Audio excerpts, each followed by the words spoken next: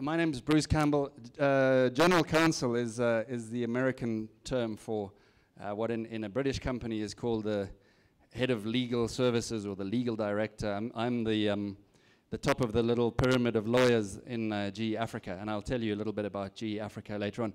Who do we have here who's interning with GE at the moment? Hi. Just one of you? Everyone else is too scared to admit, or they're asleep. Okay, good. We'll talk a little bit about GE. But first of all, just to give you a bit of background so you know who I am. 1966, I couldn't believe it when I made this slide. I was thinking, for you guys, that's like a whole generation ago. So yeah, I was born in a town called Bulawayo. Anybody from Bulawayo here? Anyone from Bulawayo? Harare. How does that work? Okay, I'll read that again. So I went to school just outside Bulawayo in a sort of prison camp type environment out in the bush at a place called Esigodini. And one thing about going to school there is that you certainly want to get out when you leave. And I always had this idea that I wasn't going to spend my future in Zimbabwe because, you know, that sort of small town syndrome when you just know you want to get out, right? You don't know where you want to go. You just want to go somewhere other than the small town where you grew up. So I was very lucky to be able to go to UCT. So I did my undergrad at UCT. You know, sort of commuting down from Bulawayo, and then I stayed on and did an LLB. I come from a family of lawyers. My father's a lawyer, or was up until very recently, in Bulawayo, and I thought that law would be a good career for me. So I thought, well, mid-80s wasn't such a happy time in the history of South Africa, and I had no right to be in South Africa, obviously, as a Zimbabwean. But I thought the UK would be a good place to go and make a career. So that was always my sort of concept. I'd never been there, ever. I'd never been outside of Southern Africa. But I just knew that was, I was going to go to London, and I was going to be this big shot lawyer in London. Big shot lawyer from Bulawayo. And that was where sort of, for the first little bit of fate, I felt intervening in my career. And one thing I want to say to you is, you know, you can do all the career planning that you want and aspiring to be this or that. But when you look back, when you get to my age and you look back, you'll probably see a lot of chance events and a lot of luck, good and bad, hopefully more good.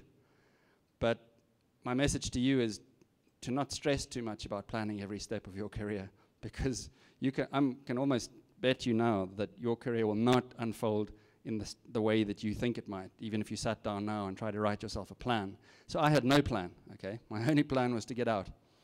And I was about to go off to the UK and write my Law Society exams in London when literally one Sunday night the phone rang, and there was a guy on the phone from Rotary International. I don't know if any of you have had any dealings with Rotary. It's actually a great organization in terms of providing scholarships for people to study and promoting global exchange and that kind of thing. And there was a guy there on the phone from the local Rotary Club in Bulawayo who said, "Do you remember that scholarship that you applied for?"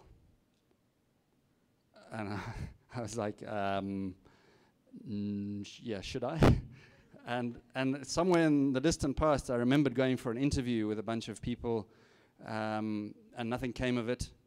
And I remember my mother forcing me to fill in the scholarship application form. Okay, this is how laid back I was about this kind of stuff. And she had compelled me to submit my scholarship application form, and I'd even been for an interview, which I couldn't remember going for.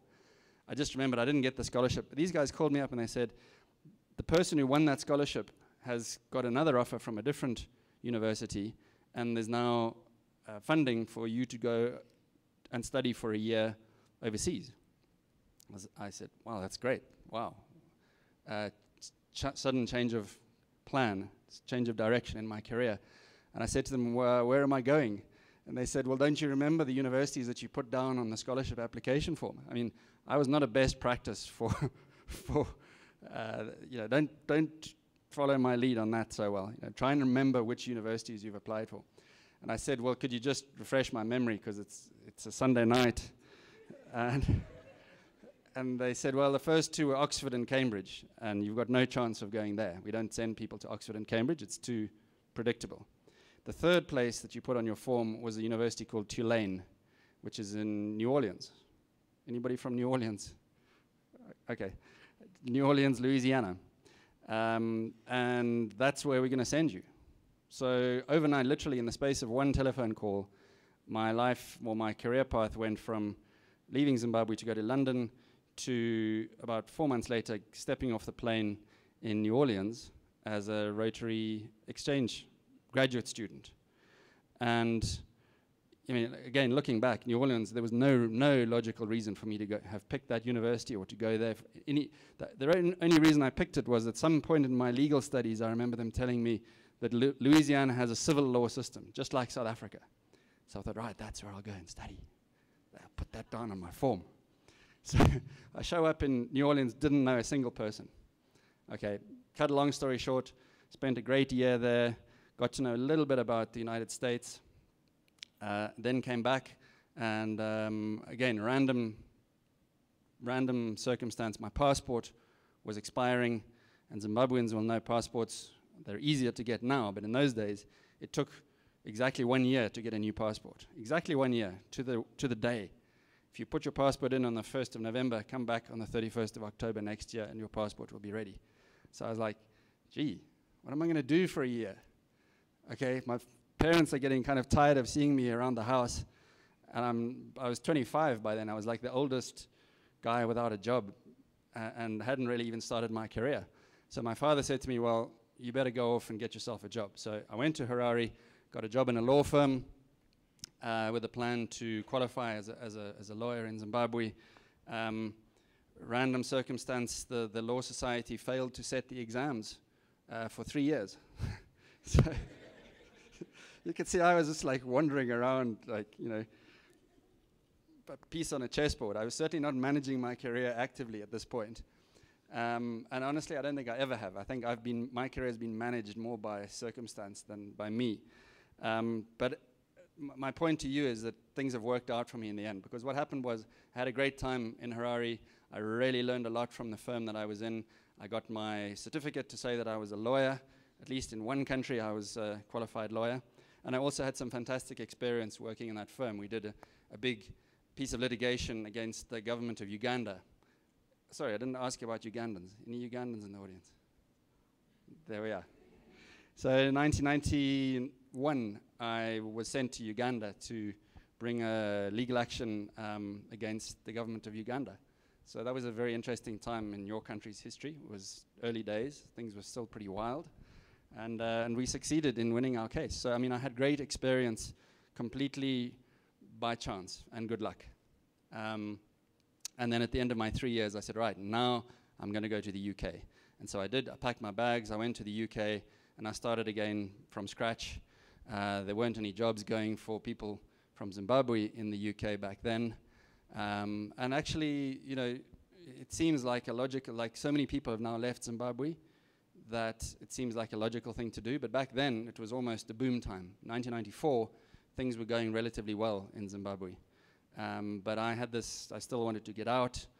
And so I showed up in London, and I got a job eventually working for a company called Rothmans, which is a cigarette company. Okay? Again, not a lot of thought went into that career decision. I was like, cigarettes? Yeah, I mean, Zimbabwe grows tobacco, right? Half the country was in the tobacco business back then. Not realizing that actually working for a cigarette company is a little bit different. But I did get some fantastic experience there doing international business development work. They sent me off to Russia. I spent 6 months or so of my first year there in Russia. Eastern Europe was opening up to multinational companies. I went to China, I went to the Far East, spent a lot of time in India. So again, it was a great experience. And that then enabled me in 1999, I made a complete change of career. I worked in the aerospace business for 2 years. That was the days of the dot-com bubble, and technology companies were everything. It was really in the days before the internet was a serious force. So everything was about telecoms. Okay, and the company I worked for actually operated the geostationary satellites that you use for broadcasting. So I was the general counsel of this little company for 2 years. Then they ran out of money, and I went to interview with GE. And to cut a long story short, I spent 7, 8 years working for GE in Europe, working on power projects based in the UK, but working in Spain, Italy, Ireland, various countries in Europe. Great experience, really helped me get into the infrastructure world of lawyering. And in those days, GE didn't really do very much in Africa. I'll show you in a minute what we're doing now, but back then we really sort of sold stuff on a what we call fire and forget basis. You'd send the stuff over there and hope that it worked, pretty much. And so we sold hundreds of millions of dollars worth of gas turbines to the government of Nigeria, with only about 3 people in our organization back then. But when those deals came up, when those African deals came up, I was the only African lawyer in GE Energy at that stage. And so people would call me, they go, "We've got this deal in Nigeria." I was like, "Yeah, I'm from Zimbabwe, right?" They go, "Well, there's nobody else to do it, so will you help us?" And so I did, and I kind of took it on as my hobby. I used to, every time there was a deal going in a country that nobody else had ever heard of, they'd call me up, like, "No, Nicaragua is not in Africa. I can't help you with Nicaragua. I can help you with Botswana, but and Nigeria." So actually, again, that was a bit of good luck, because eventually in 2008, my phone rang and they said, "We want to actually put a lawyer in Africa now." And I said, "Oh, okay. Are you calling me for recommendations?" And they said, "No, we're calling you because we think you're the one who should go." And I was like, "Gee, guys, I've left Africa now.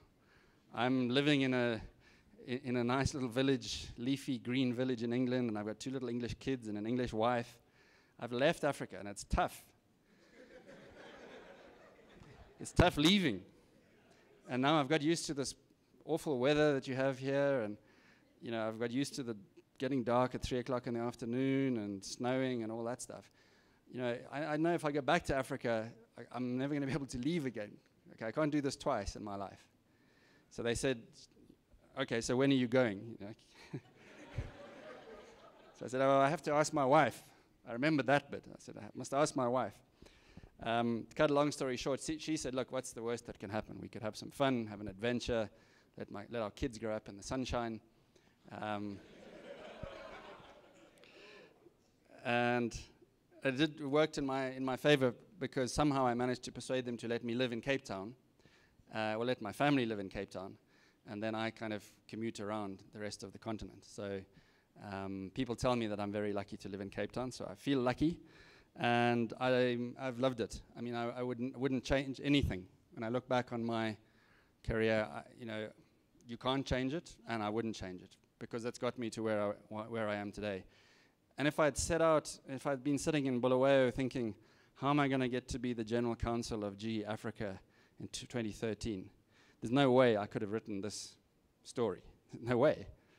In fact, there wasn't ever going to be a job. I mean, back in 1980s, there was no such thing as the job I've got now. And sometimes, you can overplan. So what I'm going to try and share with you this afternoon is some basic pointers and skills that I think you can take with you, which will help you regardless of how those twists and turns come about in your career. The key thing for me is knowing when you've got to a crossroads and deciding which path to take, right? I really enjoyed the end of the previous speaker's bit about networking, because I'm useless at networking, I can tell you. Originally, ALA asked me if I'd present on networking, and I said, if you want the students to learn anything, don't give me that topic. I can imagine what it is to be a good networker, but I'm really not. Okay, so I learned quite a bit in that last session, but also I want to give you some additional stuff, because you can be the best networker. I mean, there are some people who are just professional networkers, all right? And they can become a serious pain in the neck, I can tell you. If you have people who can only network and they can't do anything else, useless. Useless, useless. Because networking is purely about your showcasing your talents. And I want to try and just remind you of stuff. You're already a bunch of overachievers, so you've already got talents. I just want to give you some tips about how to try and fine-tune them and things to not forget about. So switching gears a little bit, General Electric. What do we know about General Electric, if anything? Anybody know who was the founder of the General Electric company? No, you're not allowed to answer. Somebody else. Yeah. Thomas Edison. The dude in the bottom left-hand corner who's taken the top of his head off, and all this good stuff is coming out of Thomas Edison's head in this graphic. Okay, we do that because Thomas Edison is the founding father of General Electric. He also invented the light bulb.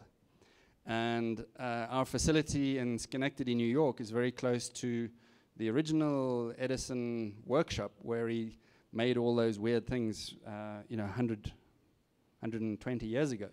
And actually, many of the patents that General Electric still owns today belong to Thomas Edison. He literally had thousands and thousands of patents that he registered in his own name and then transferred into the company. So General Electric goes back 120-something years. We are primarily a technology and financial services company, and that sounds like a bit of a strange mix. We used to have a media arm as well, but what I'm going to tell you about today is mainly the technology side of our business, because that's what we have here in Africa. And you can see some of the products that are showing up there that have come out of Thomas Edison's head are what we make. To give you a bit more detail, can you read that? You guys can't read that. I might have to read it for you, but I'll be quick. Okay. GE changes over time. You can imagine over 130 years. We're the only company that was in the Dow Jones Industrial Index when it was founded and that are still there. Okay, so we've been around since the beginning. We now have basically 8 businesses. We have chopped and changed things around in our portfolio over the last 10 years, certainly since I've been in the company, it's changed a lot. But now we're pretty much settled on technology. So if you start on the left-hand side of that slide, power and water, we do power generation technology. We do high-tech water treatment technology of all kinds. We do wind, renewables, solar, gas-fired, gas turbines, gas engines, all kinds of clever stuff. Oil and gas, we're a technology supplier to the oil and gas industry. We're not an oil and gas company. But for example, if you go to Angola, the offshore oil and gas fields in Angola, which are 3 kilometers deep, we provide the technology to get the oil and the gas from the seabed up to the surface, compressors, pumps, high-tech valves, all of that kind of stuff. Energy management is a bit of a sort of science fiction world.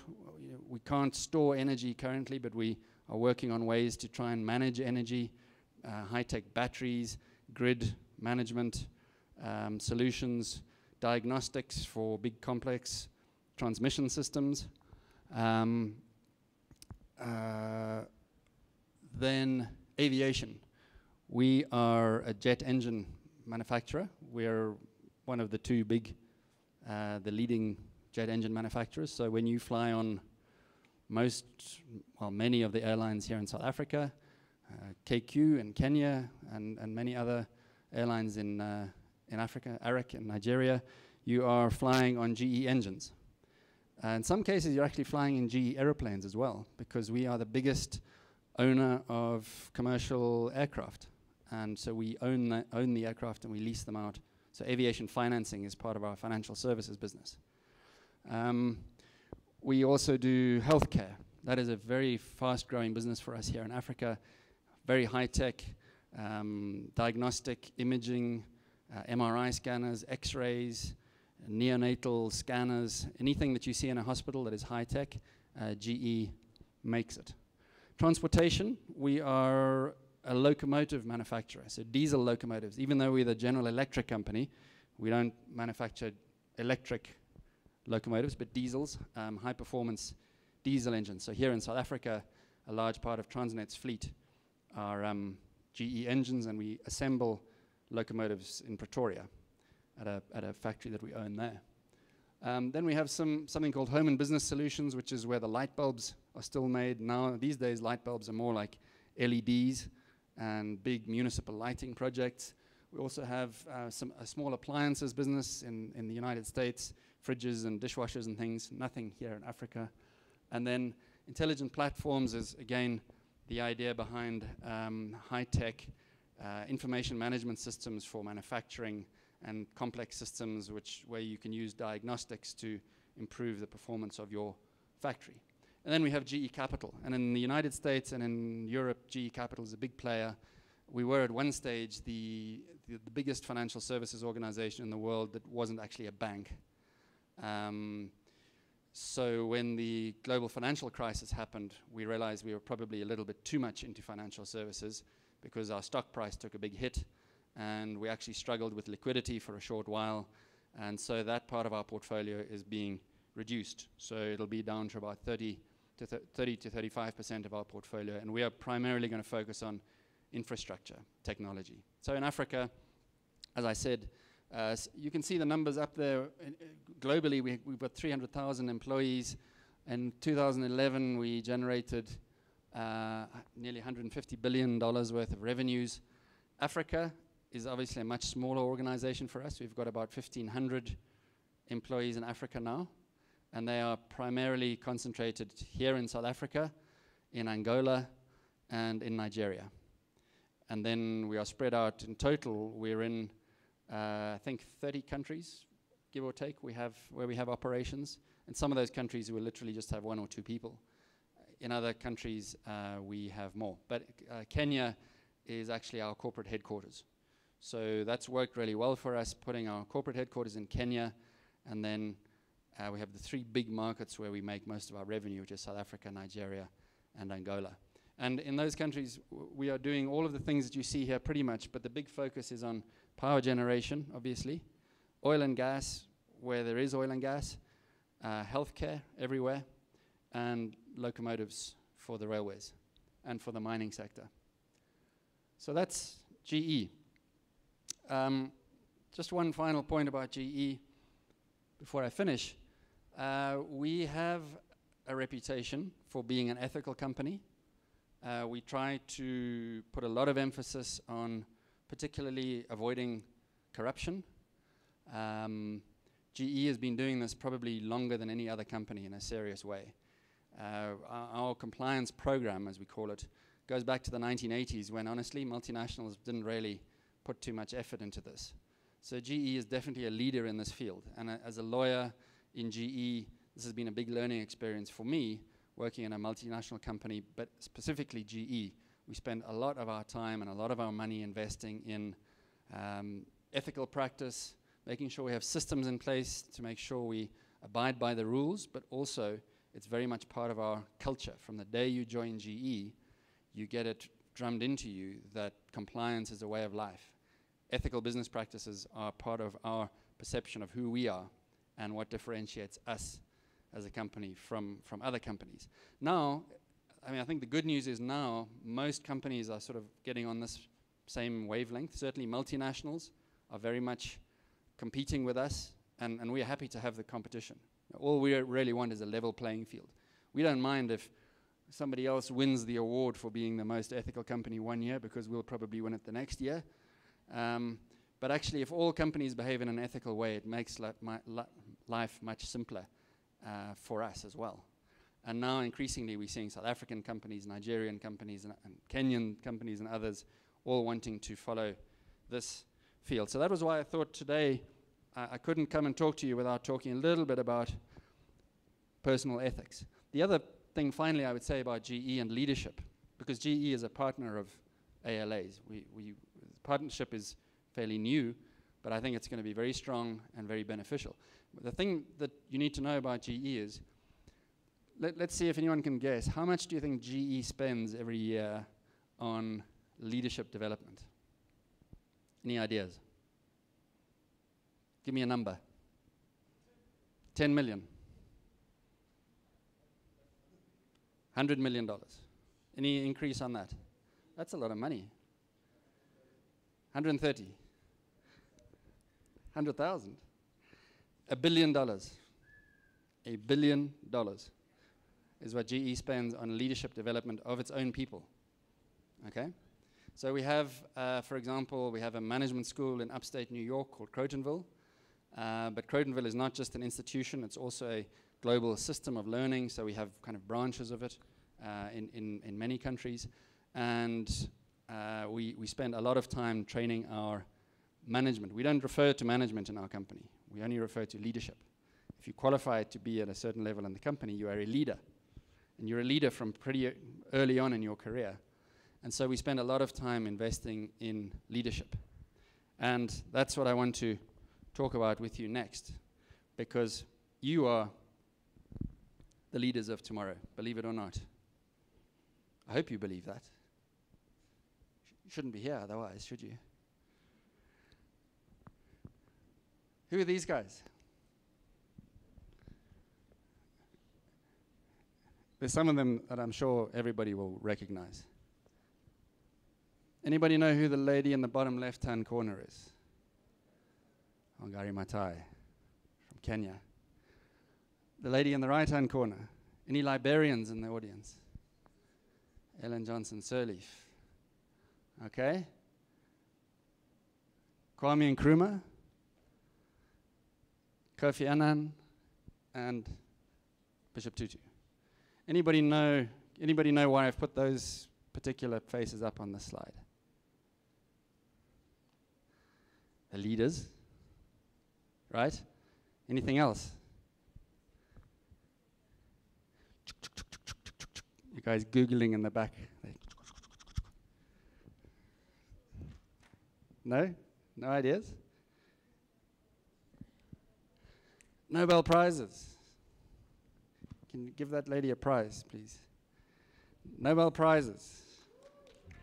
Nobel Peace Prize. Some of them did. You're quite right. It was a trick question, because some of them didn't. Kwame Nkrumah didn't get a Peace Prize. Okay? Where's our Ghanaian friend? Where's our solitary Ghanaian? Up there.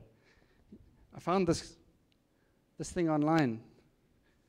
Anybody seen that quote before? Can you read it? We face neither east nor west, we face forward. Kwame Nkrumah, founder of the non-aligned movement. Does that ring a bell with you guys? A bit before your time. This is a billboard that somebody took a photograph of, which I thought was great. You may not be able to read it down at the bottom. It says, "There's no place like Africa. We face neither east nor west, we face forward." That was Kwame Nkrumah. So who's missing then from this slide? Who else got a Nobel Peace Prize? Nelson Mandela. Yep. Nelson Mandela. Anybody else? F.W. de Klerk. There's still one to go. Who's going to get this one? The last one? Are those whispers the right answer, or are they people saying, "What time's the networking thing start tonight? What's the dress code? What's the dress code for the networking thing?" Walter Sisulu? Did Walter Sisulu get a Nobel Prize? I can hear the gears are churning. No, it's Saturday afternoon, we've got to think. Oh man, it's on the tip of my tongue. He was the first African to get a Nobel Peace Prize, I think. Chief Lutuli, very good. Give that man a prize as well. Correct. Chief Albert Lutuli. So now we've got all the Nobel Prize winners identified, and we've got a few extras like Kofi Annan and Kwame Nkrumah.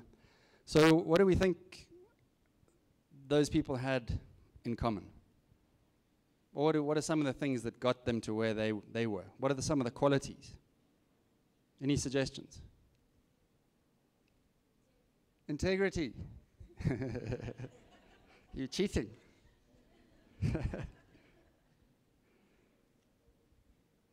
Let me go to this slide. Integrity. One of the truest tests of integrity is its blunt refusal to be compromised. Who do we think said that?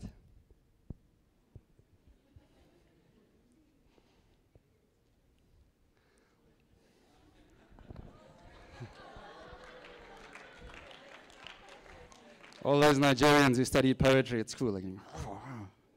Chinua Achebe. The late Chinua Achebe, sadly. Sadly, when I made this slide, he wasn't late, but now he is, sadly. Yeah, so I like that photograph there because I think it matches the quote. Because we know in many times in his career, Nelson Mandela could have made certain choices which resulted in him not going to jail or not staying in jail. But he refused to make those choices. And I think that's a very apt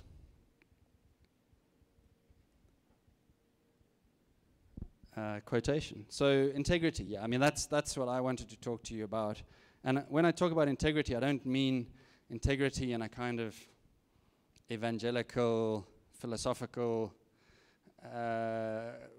theoretical way. I mean your personal integrity as a leader and your personal integrity in your career, whatever you decide to do in your career. And by the way, I'm not assuming that you all want to go and work for General Electric. Okay, for some people that would be their worst nightmare. I think I'm assuming that there are people in the audience who want to do all kinds of different things. Some of you might want to become activists, go and work in NGOs, the voluntary sector. I hope that that's the case. Some of you probably want to become professional politicians, journalists, or whatever. But some of you, I'm sure, will end up in the business world. And integrity is an important thing. It's an important thing not just to make the world a better place. It's an important thing to help you achieve your goals and achieve the ambitions and aspirations that you have for your careers. So, like I said before, networking is good. Following all those guidelines about how to network well. But I want to give you a few other little pointers about the things that go into your personal integrity and the way that you will be perceived as you go through your career. In Africa, you know, everything's going to happen a little bit behind schedule. We're settling for second best. That's not the way forward. And I say to the people in my team, and when I go to law schools and talk to law students, I say to them, there's no reason why any of us should settle for second best. We shouldn't aspire to be good as Africans. We should aspire to be world class, and we can, and we are. And there are many things that are going on in Africa right now that are world class. And you guys are going to be part of that. And what's even a program like this that you're on right now is an example of world class best practice. So the other thing is that the future is going to be much more competitive for your generation in many ways than it was, I think, for mine. And I think you may be better equipped than my generation was to handle the outside world. You know, Africa, when I was growing up in the 70s and the 80s, was still a pretty closed up place. There weren't many of us who actually went out. The diaspora didn't really exist. Communications weren't that great. There was no internet. And you went and you spent a few months in the outside world and you came back, or you went and stayed and you were happy that you didn't have to go back. You know, a lot of the Africans that left and went overseas in the 70s and the 80s, they were going for good to get away from all the troubles at home. But now the expectation is that there's just as much opportunity here in Africa, if not more, than there is outside. Okay, outside is great. I mean, there's some fantastic universities. Travel is a fantastic experience. By all means, go and get experience in Europe or the United States or other parts of the world. But in terms of opportunity, I can tell you there is way, way, way more opportunity here in Africa, in pretty much all the countries that you guys come from, than there is in Western Europe. There's nothing going on there. Tumbleweeds blowing down the street, okay? Crickets chirping, but not a lot of business is happening. You look at the macroeconomic indicators are awful. The United States is struggling to decide whether it's going to stay in recession or maybe it's just growing a little bit. But look at the growth figures in Africa, and business-wise and in terms of development, this is the most exciting place to be right now. But in order to succeed here, You have to aspire to be excellent and to deliver on your commitments and execute at a high level, because that is going to be part of your differentiator as a young African. So I just made a little list when I was coming down on the airplane of what I think may be some differentiators that you want to think about. Because I'm glad that you guys are going to go and have networking opportunity this evening, okay? But if everyone's a great networker, then there's just going to be a lot of networking going on.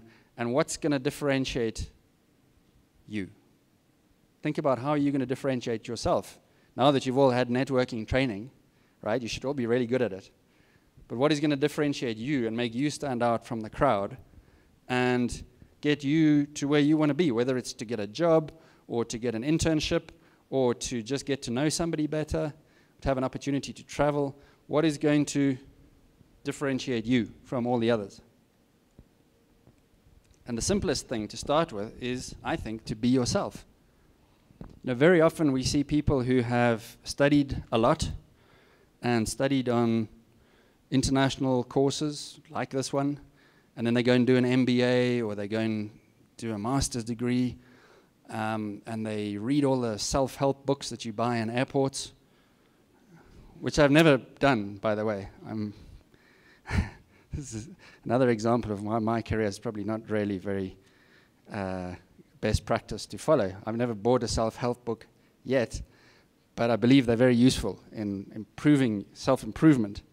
Okay, but you do all of those things, and then some of our people come to join us at GE, and the only thing they can talk about is like management speak, right? And they've got all the buzzwords about leveraging best practices and, you know, multimodal models of delivery facilitation and all of this kind of stuff.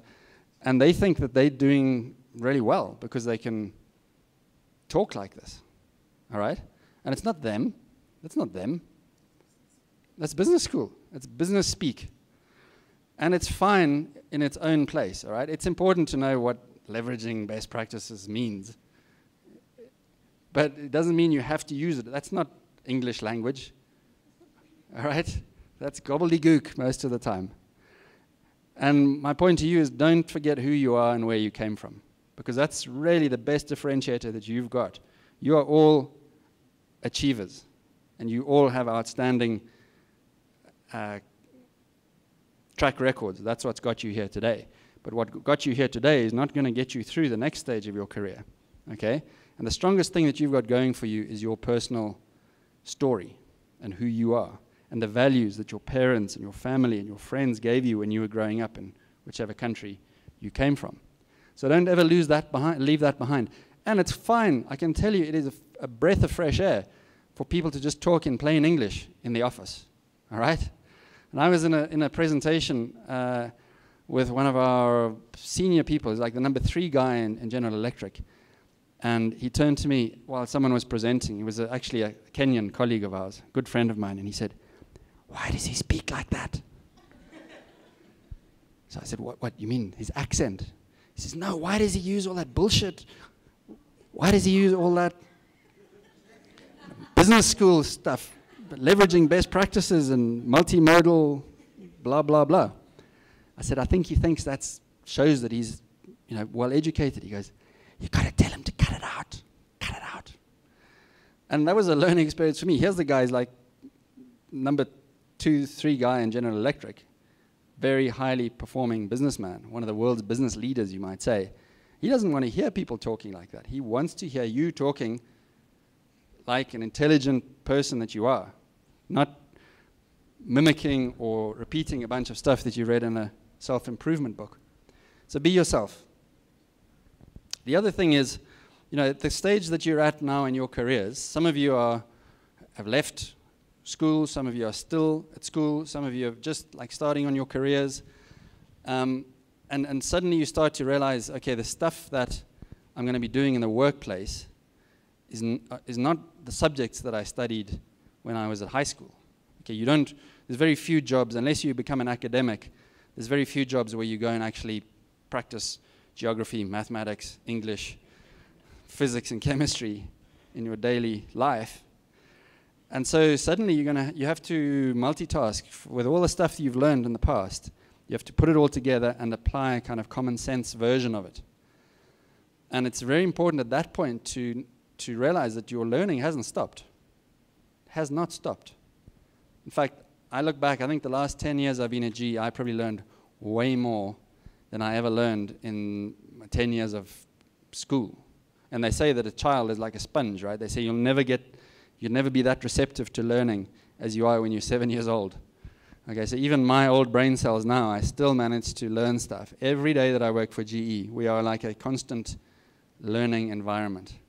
And that's what makes it fun and exciting. I'm still learning stuff, even if it's about gas turbines. I didn't go to law school to learn about gas turbines, but it's fascinating if you're working with clever people who've got stuff to tell you and you still tell them stuff.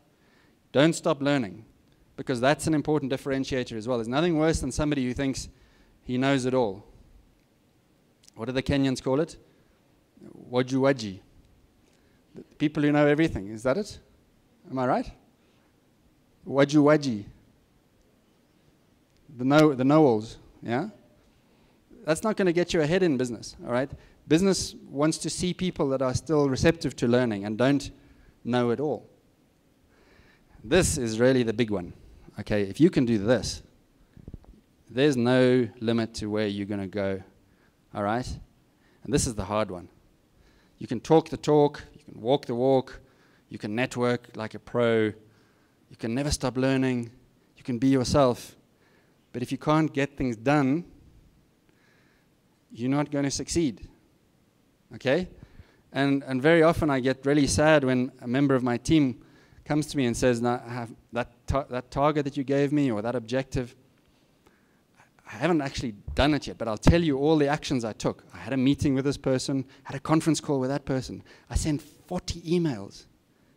I had a midnight conference call with somebody in the United States. I worked really hard. I did all these things." I say, "Well, have you completed the task? Is it done?" No, I've been unsuccessful in achieving that task. Well, in a fast-moving world, in a high-powered environment, in a competitive world that we live in, that's not good enough. All those things that you did, you might as well have not bothered. You might as well have stayed in bed and watched Big Brother Africa on TV. Because it doesn't interest me, the fact that you sent 40 emails and had conference calls. If you didn't do that thing that you were tasked to do, I'm disappointed. You haven't achieved and you haven't excelled, and you're not going to succeed. That, ladies and gentlemen, is what you should focus on most when you go out there in the workplace, whatever your chosen field may be, is executing and getting stuff done.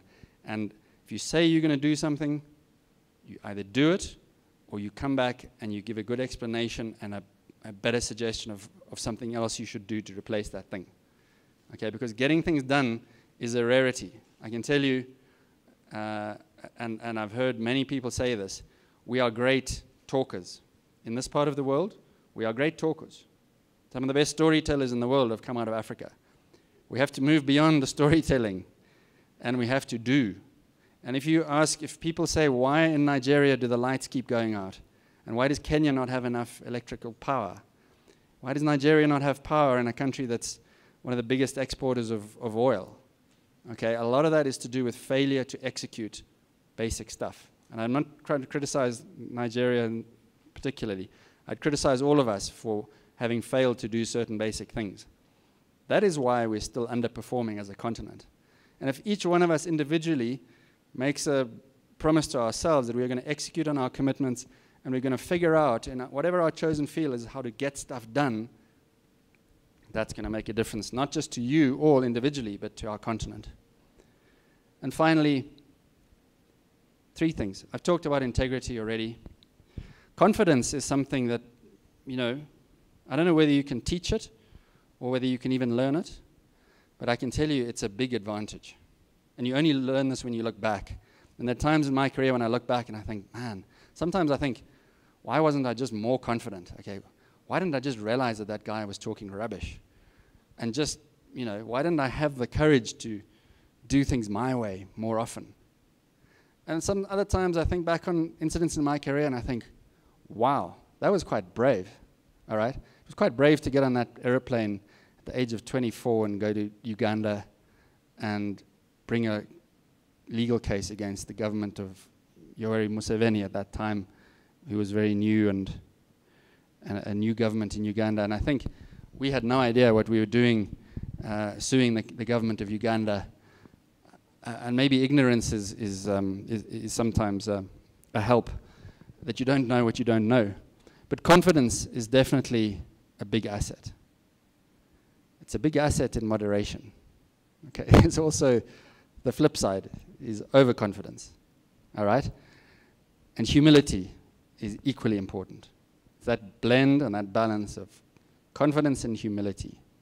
They sound like mutually exclusive things, that you can't be confident and humble at the same time. But you have to find a way to do that. If you're going to work in organizations, you have to do that. If you're going to become an author and sit at your laptop all day and just write novels, that's fine. You can do things your own way. Or you're going to become a hermit and live in a cave. You can pretty much choose your own way of doing things. But if you're going to work in any sort of a human organization, you need to have that blend of confidence at the right time and humility at the right time. And you will figure it out as you go through your careers when that time is to be confident and when that time is to be humble. And now I'm going to pause. I'm going to see if I have another bullet there. No? And now I'm going to ask you to tell me what you think and ask any questions that you have. Or tell a joke, or sing a song, if you prefer. No songs, no jokes, no questions. Sure, no, I'll be around. I'll be around. Feel free to come and chat or ask any questions. And I really wish you guys all the very best. I think you're going to have a lot of fun on this program. You're going to have a lot of fun this evening. And feel free, if any of you ever want to contact me for advice or help, you can get hold of me through the organizers. And I wish you all the very best, and I look forward to seeing great things from all of you in the future. Thank you.